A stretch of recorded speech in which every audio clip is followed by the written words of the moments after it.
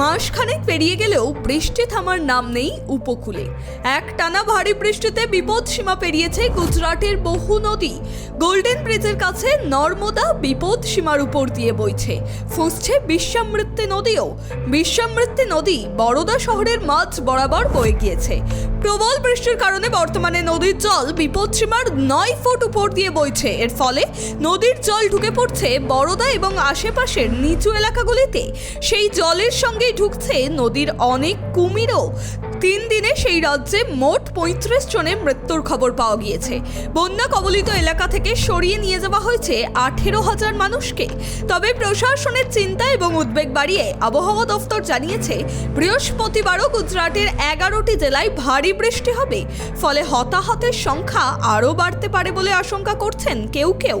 আবহাওয়া দফতরের তরফে জানানো হয়েছে, সৌরাষ্ট্র এবং কচ্ছ এলাকার উপরে একটি গভীর নিম্নচাপ অবস্থান করছে।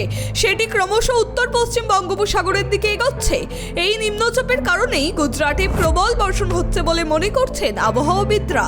বৃষ্টিতে সবচেয়ে বেশি ক্ষতিগ্রস্ত হয়েছে দেবভূমি দ্বারকা, জামনগর, রাজকোট এবং পোরবন্দর জেলায়। শুধু দেবভূমি দ্বারকা জেলাতেই 185 মিলিমিটার বৃষ্টি হয়েছে।